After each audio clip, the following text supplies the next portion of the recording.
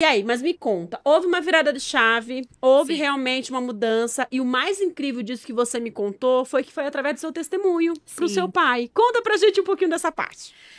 Bom, como eu cresci nesse ambiente e tal, eu tinha essa questão toda, né? Eu lembro que houve um divisor de águas na minha vida quando eu pude conhecer o Espírito Santo de Deus. Eu buscava preencher algo dentro de mim que eu não sabia o que era. Eu conhecia Deus, eu ia à igreja, mas algo estava faltando. Então, neste momento, eu mudo de igreja, eu vou para a Renovada, que é a igreja que eu congrego Sim. até hoje. E na Renovada, eu pude conhecer a pessoa do Espírito Santo. E no momento que eu conheci a pessoa do Espírito Santo, eu me lembro de uma experiência muito marcante que eu vivi com o Espírito Santo. Ele me pedia para chamá-lo de pai, para reconhecer Deus como pai. E eu lembro que meus dentes travavam, eu não conseguia falar, pai, não saía. E foi muito difícil e foi um conflito. Naquele momento, eu e Deus ali tentando falar que eu amava, que Deus era meu pai. E as palavras não saíam. E aí o Espírito Santo falava assim: perdoa o seu pai. Uau. Perdoa o seu pai. E eu lembro de gritar: pai, eu te perdoo, eu entendo. E naquele momento o Espírito Santo começou a mostrar para mim quem era o meu pai. Que o meu pai veio de uma família disfuncional, que era o jeito dele demonstrar amor, que o meu pai tinha as questões dele por ser. E eu comecei a enxergar não o que ele fazia, mas quem ele era. Uhum. Eu parei de ver as atitudes dele e comecei a perceber quem o meu pai era. E aquele momento que eu liberei perdão para a vida do meu pai, eu dei um grito assim, eu falei: "Deus, você é meu pai!" Foi libertador. Aquele momento eu pude me conectar com Deus de fato, receber a paternidade dele e perdoar meu pai. E nesse momento o Espírito Santo falou para mim assim: "Olha, você precisa ensinar o seu pai a amar você. Faça por ele tudo aquilo que ele não conseguiu fazer por você." Então eu lembro de voltar para casa dessa experiência que eu tive, começando a fazer pelo meu pai tudo aquilo que eu gostaria que ele fizesse por mim. Então eu ia no quarto e dava um beijo de boa noite. Mas, gente, isso não é a coisa mais fácil, não. Ah, virou uma chave. Não, eu tinha que vencer medo, que eu Todos os tinha medo dias. dele. Eu tive que vencer o meu orgulho, porque eu tinha raiva dele. Eu tinha que vencer. Nossa, tantas questões eu tive que vencer para poder fazer por ele aquilo que eu gostaria que ele fizesse por mim. E eu falo que saber enxergar além do que as pessoas fazem, mas o que tá por trás te ajuda a perdoar, É né? verdade.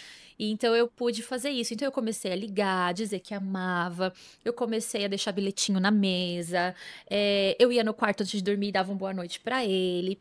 E foi nesse período que eu conheci meu esposo, né? Foi nesse período que a gente começou a namorar, começou a falar de casamento.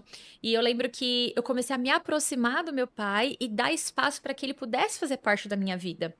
Então, quando a gente estava organizando as finanças, eu fui trazendo ele para perto, fui mostrando, pedindo ajuda para poder ver questão de casamento, como pagar isso, como organizar as finanças. Ele foi fazendo parte. E foi muito interessante porque ele pôde ver os milagres de Deus na nossa vida. Porque Uau. a história do nosso casamento é outro testemunho à parte aqui. Vamos gravar uma segunda Outro parte. testemunho à parte aqui. Então, meu pai pôde ver. E aí ele começou a ver o prosperar, 2 mais 2 nunca era 4. 4, sempre era 20, 30, uma conta em lógica, e ele começou a perceber. E eu lembro que quando nós nos casamos, né? Posso seguir? Pode. Quando nós nos casamos, eu e meu esposo, a gente casou muito em santidade, com propósito, nós já estávamos liderando jovens na igreja. Eu não queria errar, eu não queria reviver uma história que eu já conheci e não gostaria de ter. Então eu tinha muito temor com quem eu ia me casar.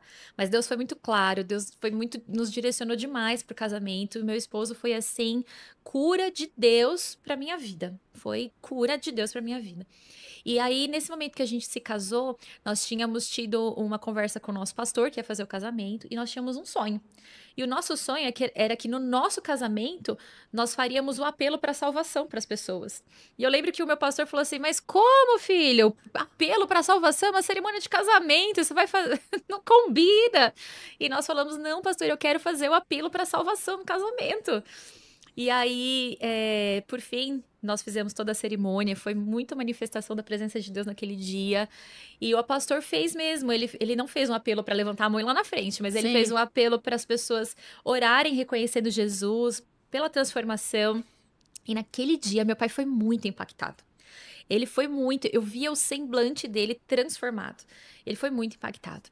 Bom, casamos, ali começou a semente, começou a gerar no coração dele. Aí, naquele primeiro ano de casamento, eu fiz um convite para ele. Eu falei, pai, vai ter um encontro com Deus na igreja. Eu queria muito que o senhor fosse. Eu já paguei, né? E aí ele já estava tão próximo, tão assim, entendendo, envolvido naquilo, que ele aceitou. E aí ele foi. E foi muito lindo, porque quando ele voltou do encontro no domingo, né? Quando o pessoal volta, entra pelo meio da igreja, sim. vai lá na frente, né? Eu vi o rosto dele transfigurado, assim, completamente transformado. E ali, nossa, eu lembro que eu me joguei no chão, comecei a agradecer a Deus, porque eu falei, só de olhar nos olhos dele, eu sei que ele foi transformado.